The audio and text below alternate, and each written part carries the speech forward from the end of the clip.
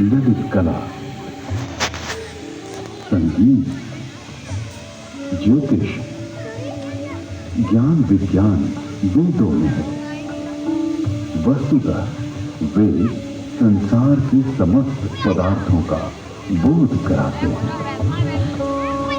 वेद के भाष्यकार आचार्य सायण कहते हैं, इष्ट की प्राप्ति एवं अनिष्ट के परिहार के अलौकिक उपाय को बतलाने वाले ग्रंथ वेद सबके द्वारा पूजनीय और यजनीय परमात्मा है।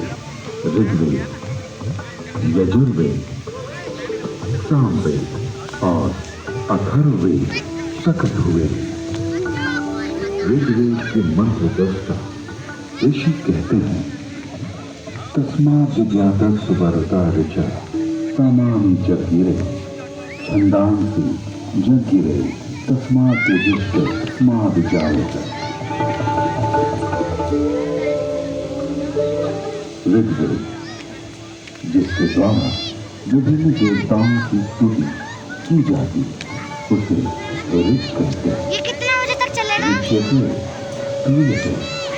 लग सक्षम बोला के ले हो छोड़ और आगे चले जाना, देख के आ जाना पास। ऋचाओं के संग्रह का नाम ऋग्वेद है। ऋग्वेद विश्व साहित्य का प्राचीनतम ग्रंथ है। ऋग्वेद में 10 मंडलों में 1028 सूक्त में 10,600 मंत्र हैं। आजा बैठ जा। यजुर्वेद, यजुर्वेद में कर्मकांड का प्रावधान है, जिसकी समाप्ति अनियत अक्षरों वाली है अथवा जो गद्यमय है, उसे यजुष कहते हैं। अन्यताक्षरावसानो यजु।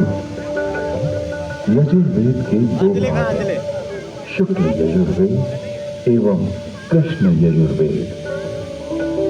शुक्ल यजुर्वेद में 40 अध्यायों में 1975 मंत्र हैं। कृष्ण यजुर्वेद गद्यात्मक है। सामवेद, गीत भी साम है। गीतेषु समाख्या, संगीत का मूल उद्गम सामवेद है। सामवेद के 2 भाग हैं, पूर्वार्चित एवं उत्तरार्चित। सामवेद में 1875 मंत्र हैं।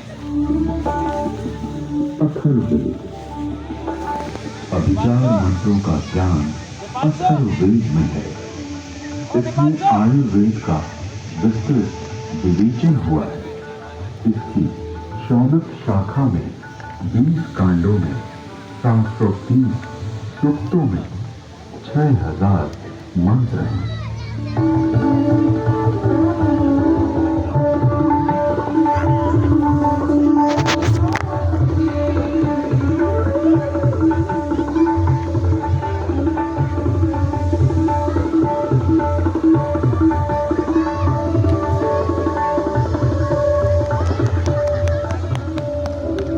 प्राचीन काल में वेद श्रुति परंपरा से अक्षुण्ण रहे। वैदिक ऋषियों ने वेदों को कंठस्थ किया और अपने शिष्यों को उसका श्रवण कराया। शिष्यों ने सुनकर वेदों को कंठस्थ किया और उन्होंने अपने शिष्यों को सुनाकर कंठस्थ कराया। इस प्रकार श्रुति परंपरा से वेद अक्षुण्ण बने। वेदों में किसी भी प्रकार की मिलावट न हो सके, इसके लिए वैदिक ऋषियों ने विकृत पाठों का निर्माण किया। वेदों में मंत्र दृष्टा ऋषियों का उल्लेख है, जिन्होंने मंत्रों का साक्षात्कार किया। इस परंपरा में सप्त ऋषियों का विशेष महत्व बतलाया गया है। सप्त ऋषियों का वैशिष्ट्य उपनिषद एवं पुराणों में मिलता है। ये 7 ऋषि हैं: वशिष्ठ, विश्वामित्र, दधि, भारद्वाज, अत्रि, गौतम, अगस्त्य। वेदों में अनेक ऋषिकाओं का भी उल्लेख है। इन ऋषियों की परंपरा का अनुपालन करने वाले ऋषियों ने भी इन्हीं नामों को धारण किया।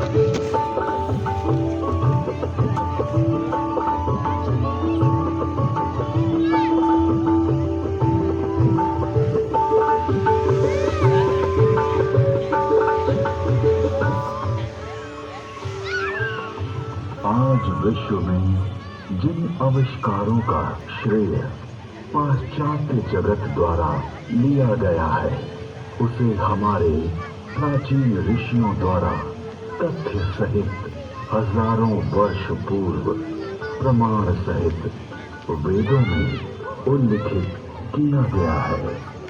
जैसे अगस्त्य संहिता में विद्युत उत्पादन के सूत्र मिलते हैं।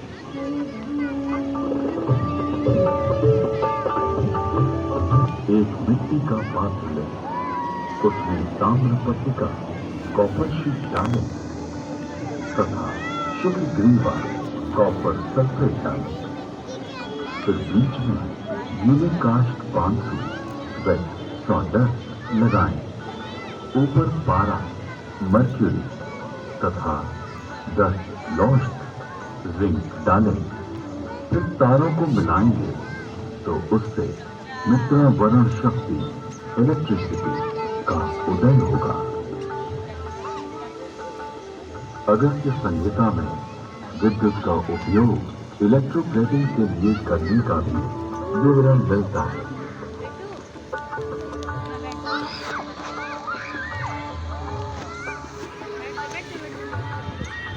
अतः अगस्त्य को कुंभोधव बैटरी बोन भी कहते हैं।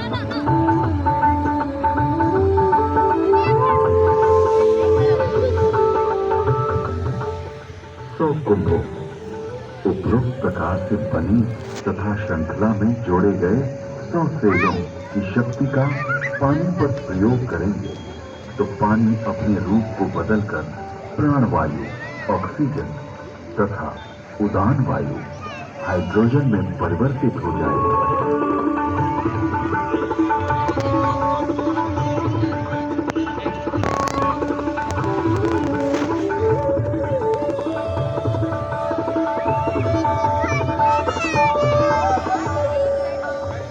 कृत्रिम स्वर्ण अथवा रजत के लेप को संस्कृति कहा जाता है। लोहे के पात्र में सुशक्त जल तेजाब का घोल इसका सानिध्य पाते ही यवक क्षार, सोने या चांदी का नाइट्रेट ताम्र को स्वर्ण या रजत में ढक लेता है। स्वर्ण से लिप्त उस ताम्र को शातकुंभ अथवा स्वर्ण कहा जाता है। विद्युत तार आधुनिक नौका चलन और विद्युत वहन, संदेश वहन आदि के लिए जो अनेक बारीक तारों की बनी मोटी केबल या डोर बनती है, वैसी प्राचीन काल में भी बनती थी, जिसे रज्जु कहते हैं।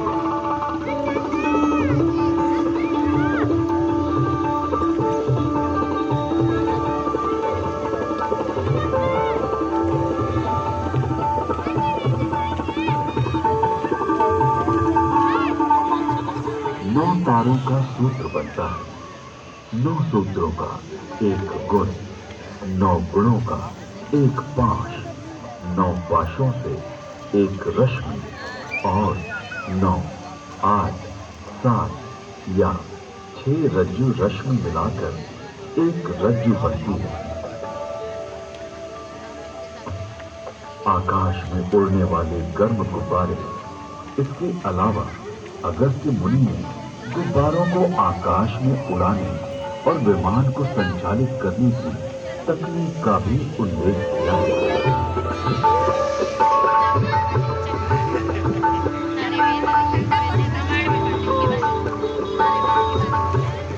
उड़ान वायु हाइड्रोजन को वायु प्रतिबंधक वस्त्र में रोका जाए तो यह विमान विद्या में काम आता है।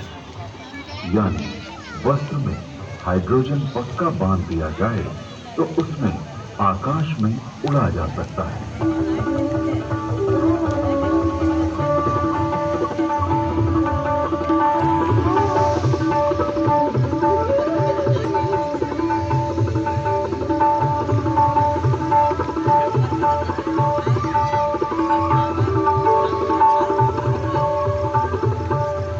विमान वायु पर उसी तरह चलता है जैसे जल में नाव चलती है। तत्पश्चात उन काव्य पंक्तियों में गुब्बारों और आकाश छत्र के लिए रेशमी वस्त्र सुयोगी कहा गया है, क्योंकि वह बड़ा लचीला होता है। वायु पूर्ण वस्त्र प्राचीन काल में ऐसा वस्त्र बनता था जिसमें वायु भरी जा सकती थी। इस वस्त्र को बनाने की निम्न विधि अगस्त्य संहिता में है।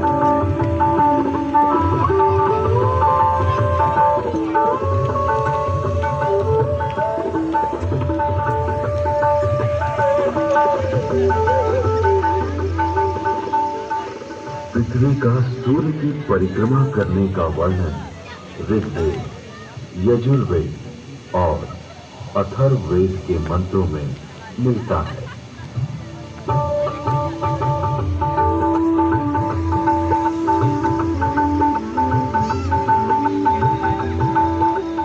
यह पृथ्वी घूमती है, अपनी माता अंतरिक्ष के सामने रहते हुए सूर्य रूपी पिता की परिक्रमा करती है।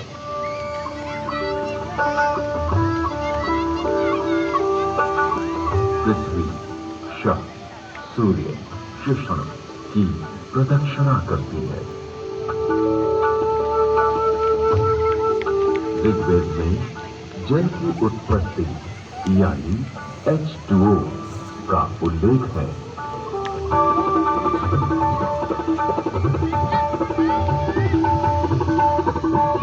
जल की प्राप्ति के लिए मैं पवित्र ऊर्जा एनर्जी वाले मित्र ऑक्सीजन और दोषों को नष्ट करने वाले वरुण हाइड्रोजन को ग्रहण करता हूँ। यजुर्वेद में सूर्य में उच्च जल तत्व यानी हीलियम का संकेत किया गया।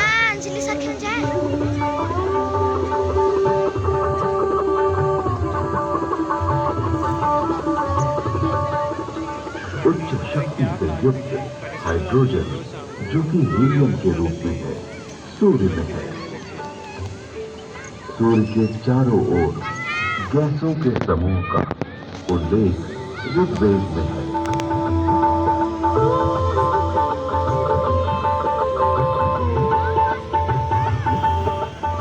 ऋग्वेद में ही सूर्य की गति और प्रकाशक होने का वर्णन है।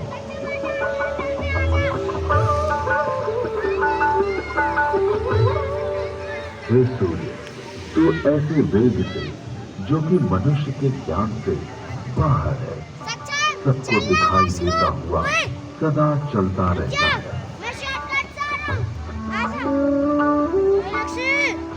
विश्व के प्रथम वैज्ञानिक अथर्वा ऋषि के अनेक आविष्कार का उल्लेख वेद में प्राप्त होता है। एक वृक्ष आदि से अग्नि, ऊर्जा। अथर्वा ऋषि ने मंथन, घर्षण, फ्रिक्शन से ऊर्जा उत्पन्न की।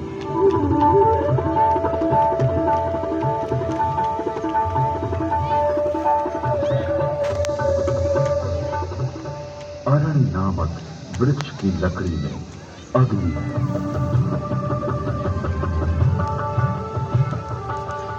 दो पत्थरों की रगड़ से भी अग्नि उत्पन्न होती है।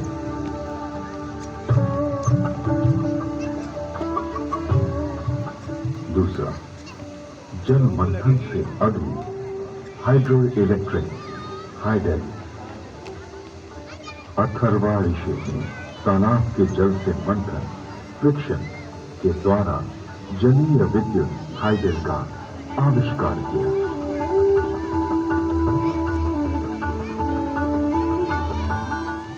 तीसरा, भूगर्भीय अग्नि, पुरुषीय अग्नि, oil and natural gas.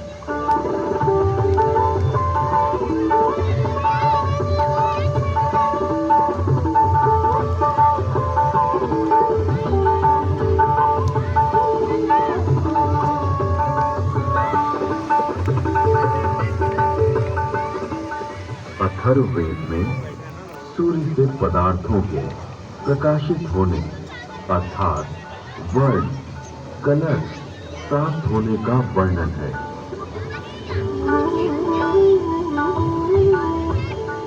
Rigveda में सौर ऊर्जा का स्पष्ट उल्लेख प्राप्त होता है।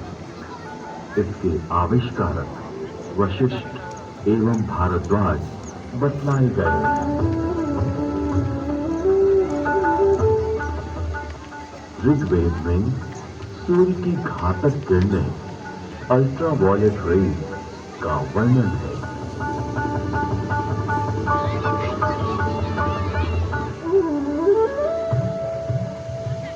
ऋग्वेद और अथर्ववेद में ओजोन परत यानी ओजोन लेयर का वर्णन है।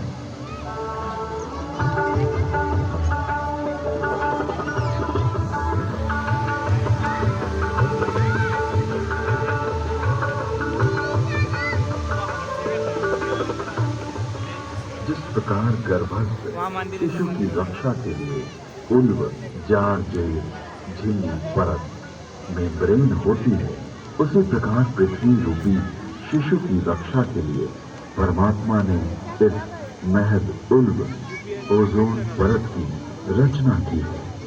ये स्थूल रूप वाला है। इसका स्वरूप स्वर्ण के समान दिव्य आभामय है।